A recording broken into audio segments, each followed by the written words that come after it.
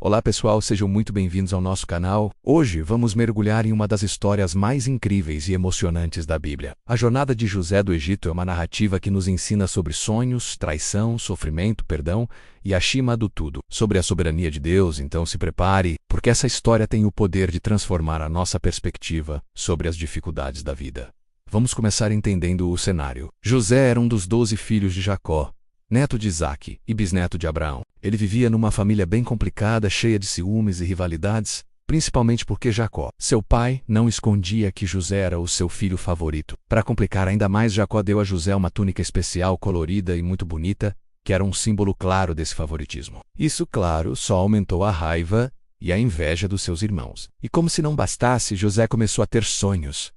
E não eram sonhos comuns. Em um deles, ele viu os feixes de trigo dos seus irmãos se curvando diante do seu feixe. Em outro, o sol, a lua e 11 estrelas se curvavam diante dele. José, talvez com um pouco de ingenuidade, contava esses sonhos para a família. A mensagem era clara para os irmãos. José estava dizendo que um dia eles se curvariam diante dele, que ele seria o líder.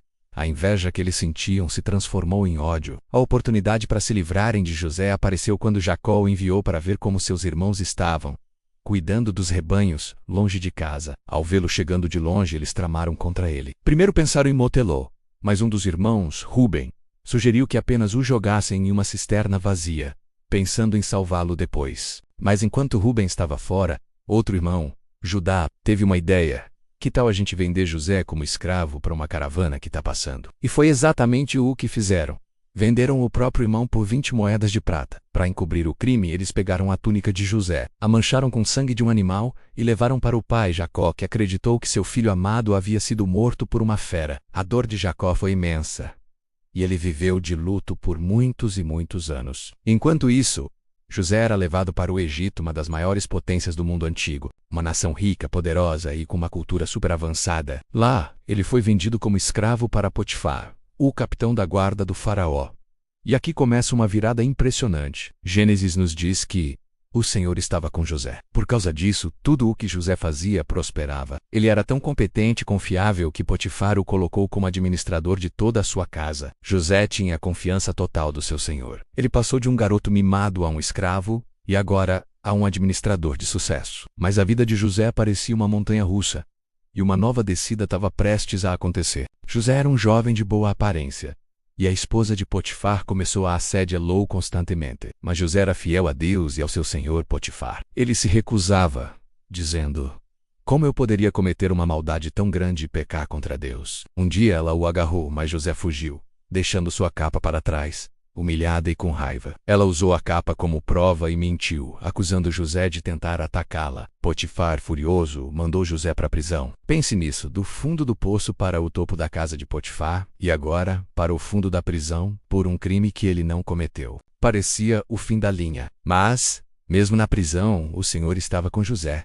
Ele logo ganhou a confiança do carcereiro, que o colocou como responsável por todos os outros prisioneiros. Mais uma vez, sua integridade e a bênção de Deus o destacaram. Na prisão, ele conheceu 2 servos do faraó, o podeiro-chefe e o copeiro-chefe. Ambos tiveram sonhos estranhos, e José, com a sabedoria que Deus lhe deu, os interpretou. Ele disse ao copeiro que ele seria restaurado ao seu posto, e ao padeiro que ele seria executado. E tudo aconteceu exatamente como José havia dito. Ao copeiro, José pediu: quando tudo estiver bem com você, por favor, lembre-se de mim e me tire daqui. Mas infelizmente o copeiro se esqueceu de José, e ele ficou na prisão por mais 2 longos anos. 2 anos de espera, de silêncio, de aparente abandono.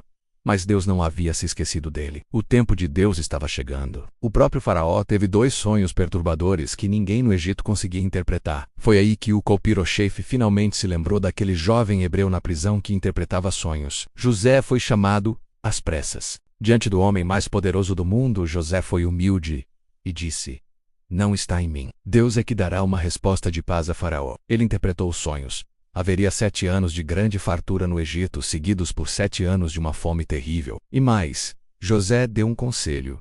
Faraó deveria nomear um homem sábio para administrar a colheita durante os anos de fartura, para que o Egito tivesse comida durante os anos de fome. Faraó ficou tão impressionado com a sabedoria de José que disse: acharíamos, porventura, homem como este, em quem haja o Espírito de Deus? E naquele mesmo dia, José, o escravo, o prisioneiro, foi nomeado governador de todo o Egito, Apenas Faraó estava acima dele. Aos 30 anos, ele passou de um prisioneiro esquecido para o segundo homem mais poderoso do mundo. Deus o elevou de uma forma que ninguém poderia imaginar. Durante os 7 anos de fartura, José administrou o Egito com maestria, armazenando grãos em quantidades imensas. E então, a fome veio, não apenas no Egito, mas em toda a terra. E pessoas de todos os lugares vinham ao Egito para comprar comida de José.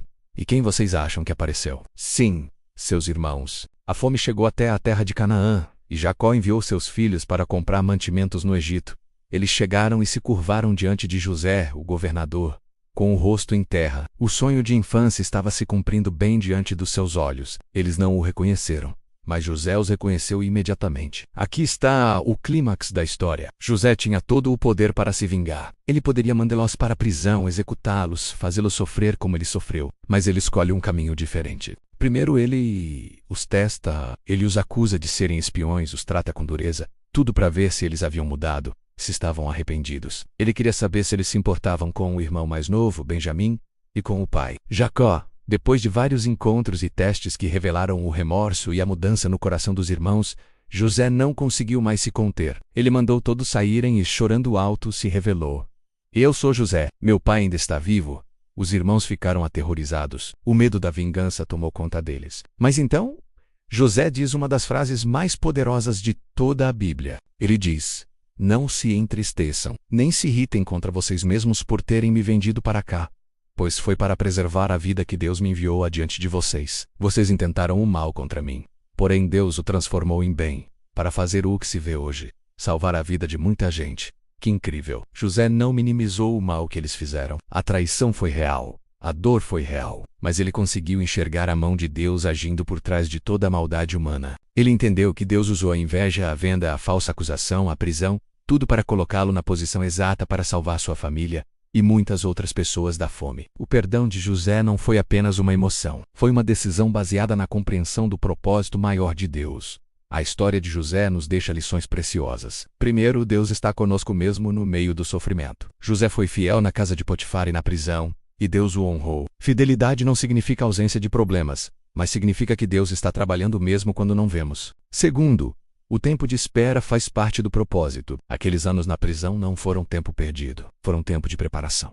Terceiro, o perdão liberta. Ao perdoar, José se libertou do peso do ressentimento e pôde restaurar sua família. E finalmente, a maior lição de todas: Deus transforma a dor em propósito. Nada, absolutamente nada, escapa ao seu controle soberano. Vamos orar juntos. Senhor Deus, muito obrigado pela história de José que nos inspira e nos enche de esperança. Ajuda-nos a confiar em Ti, mesmo quando não entendemos as circunstâncias das nossas vidas. Quando passarmos por injustiças, por traições ou por longos períodos de espera, dá-nos um coração fiel como o de José. Ensina-nos a perdoar aqueles que nos feriram e a crer que o Senhor é poderoso para transformar todo o mal em bem. Que possamos sempre reconhecer que os Teus planos são maiores e melhores que os nossos. Em nome de Jesus, amém. Obrigado por assistir até aqui. Se essa mensagem tocou o seu coração, deixe seu like, compartilhe com alguém que precisa ouvir, e não se esqueça de se inscrever no canal para mais conteúdos como este. Fiquem com Deus e até a próxima.